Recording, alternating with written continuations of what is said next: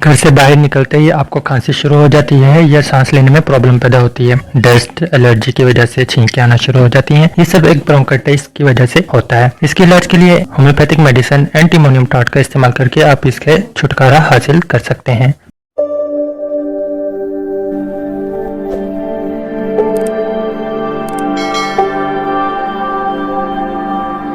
प्यारे साथियों, आज हम ब्रोंकाइटिस के ऊपर बात करेंगे कि ब्रोंकाइटिस क्या है, कैसे होता है और इसकी वजूहात और असबाब क्या होते हैं। सबसे पहले ब्रोंकाइटिस को जानते हैं कि ब्रोंकाइटिस क्या होता है। सांस की नालियों को ब्रोंकाई या ब्रोंकल ट्यूब्स कहते हैं। अगर कहीं इन ट्यूब्स में इन्फ्लेमेशन हो जाए, इन्फ्लेमेशन का मतलब है इरिटेशन, इन्फेक्शन, एलर्जी, सूजन या जो कुछ भी आप कह सकते हैं, इसे हम ब्रोंकाइटिस कहते हैं। यानी सांस की नाली में अगर कहीं भी इन्फेक्शन या सूजन हो जाए तो उसको ब्रोंकाइटिस कहते हैं। अब ब्रोंकाइटिस का काम क्या है? ब्रोंकाइटिस यानी सांस की नालियों का काम यह है कि बाहर से ऑक्सीजन लेकर आपके लंग्स यानी फेफड़ों तक पहुंचाना, और फिर फेफड़ों का काम यह है कि वो ऑक्सीजन आपके खून के अंदर डाल दे और खून से कार्बन डाइऑक्साइड को निकालकर वापस बाहर की तरफ पहुंचाना है। इस तरह हमें ऑक्सीजन और कार्बन डाइऑक्साइड खून एक दूसरे से ट्रांसफर हो जाता है।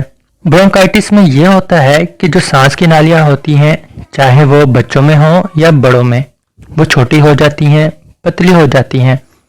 चाहे ब्रोंकाइटिस एक्यूट हो या क्रॉनिक, इन दोनों कंडीशन के अंदर नालियां पतली और सिकुड़ जाती हैं। एक्यूट ब्रोंकाइटिस में ज़्यादातर एलर्जी से रिएक्शन हो जाता है। इस केस के अंदर ब्रोंकाइटिस में आपको म्यूकस बढ़ा हुआ मिलेगा।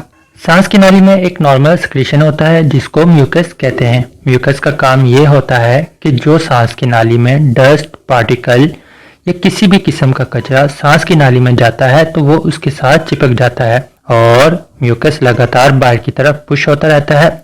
इसमें छोटे छोटे हाव, सीलियां या बाल होते हैं जो बाहर पुश करते रहते हैं। इस वजह से म्यूकस आपके गले में आता है। कुछ लोग इसको निगल लेते हैं और कुछ इसको बाहर की तरफ फेंक देते हैं।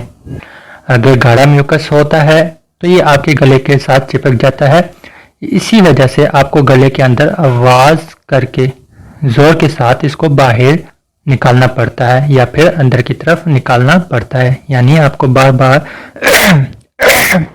इस तरह की आवाज करनी पड़ती है। इससे म्यूकस या तो अंदर की तरफ चला जाएगा या बाहर की तरफ थूक दिया जाएगा। ये एक आम सी एलर्जी होती है। अगर यही एलर्जी आपको रोजाना हो रही है और बार बार हो रही है तो आपको क्रोनिक ब्रोंकाइटिस हो सकता है। इसके अंदर भी सांस की नालियां छोटी हो जाती हैं।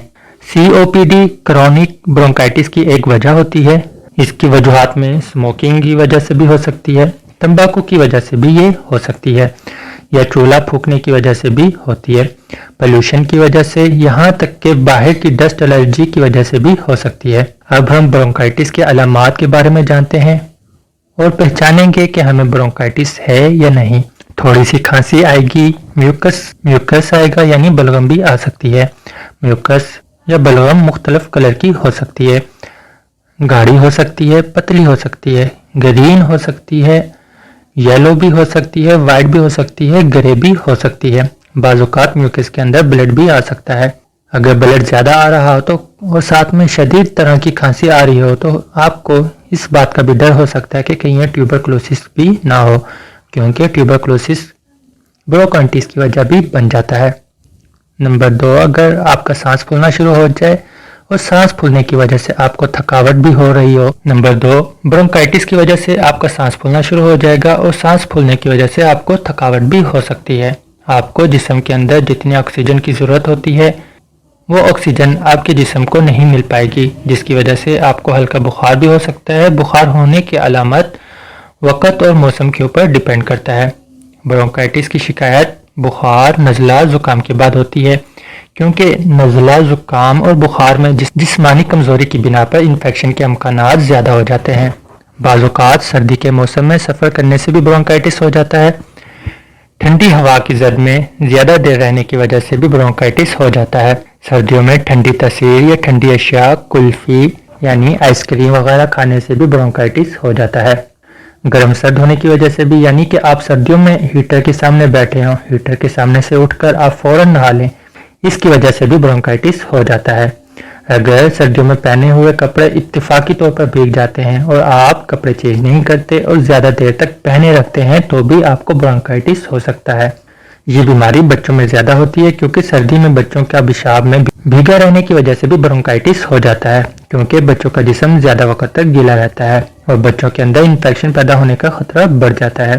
ہم یہ بھی جان لیتے ہیں کہ جسم کے اندر 20% انرجی جسم کو ہی گرم رکھنے کے لیے صرف ہوتی ہے۔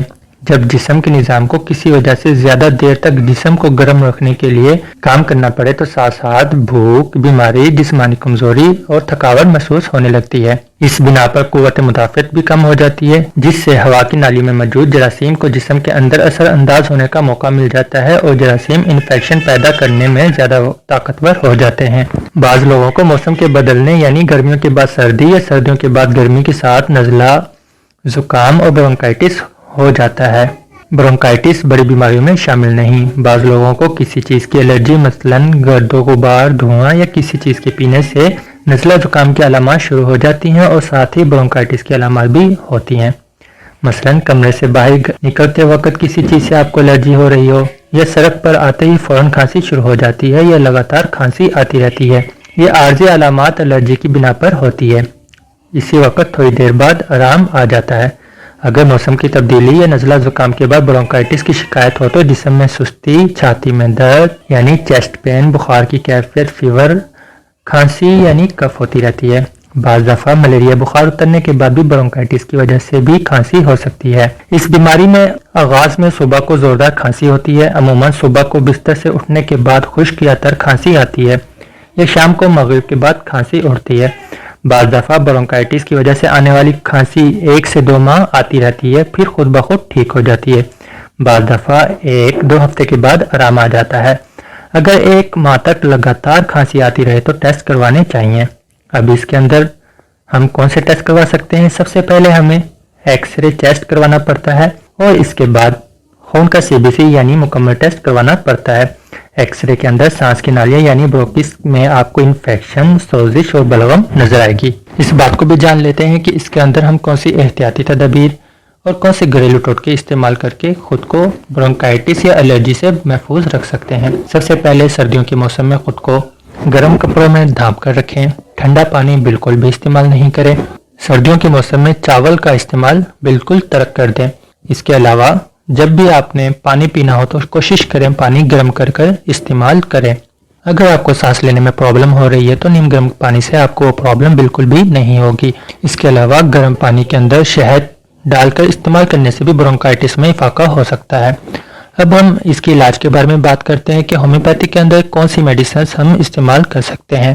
سب سے پہلے اس بیماری کے اندر ہم ایپیکاگ 30، اینٹیمونیم 30، چیلیڈونیم 30، برائیونیا 30، فاسفورس 30، رسٹاکس 30، یہ تمام میڈیسن علامات کے مطابق استعمال کر کے بیماری سے چھٹکارا حاصل کر سکتے ہیں۔ امید ہے کہ آپ کو برونکائٹس کے بارے میں کافی انفارمیشن مل چکی ہوگی۔ اگر پھر بھی کسی بھی قسم کا سوال ہو تو آپ کمنٹ میں ضرور پوچھ سکتے ہیں۔